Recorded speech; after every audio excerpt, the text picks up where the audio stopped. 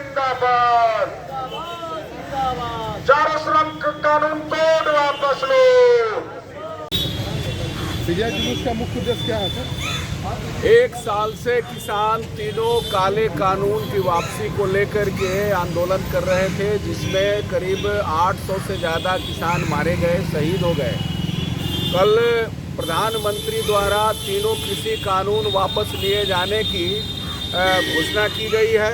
ये किसान आंदोलन की जीत है और इस जीत को छोटी सी अभी ये जीत है, लेकिन अभी भी जो किसानों का मांग है वो मांग है कि एमएसपी को कानूनी दर्जा दिया जाए।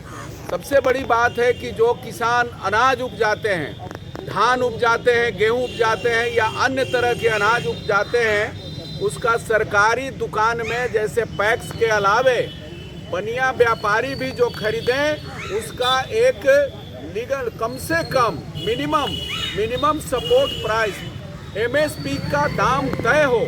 उस एमएसपी के दाम के आधार पर किसानों को फसल अनाज की खरीद की गारंटी हो, उसका कानून बने।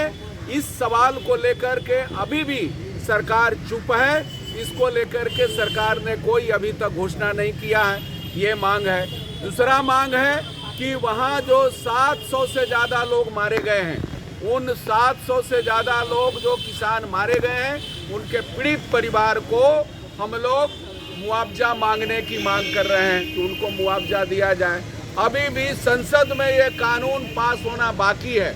जब तक संसद में कानून पास नहीं होगा, तब तक ये मोदी सरकार के घोषणा वो कितना घोषणा सफल होगा ये कहना मुश्किल है। इसलिए हम लोग मांग कर रहे हैं कि इसको संसद में पास किया जाए और एमएसपी को कानूनी दर्जा दिया जाए।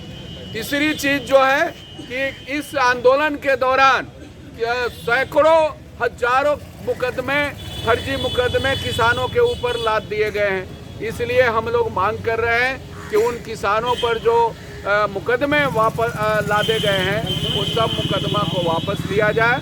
ये जीत है। अभी तो यह अंगड़ाई है, अभी और आगे लड़ाई बाकी है। अभी लड़ाई बाकी है। जो लड़ाई बाकी है, उस लड़ाई के लिए किसान आंदोलन जारी रहेगा।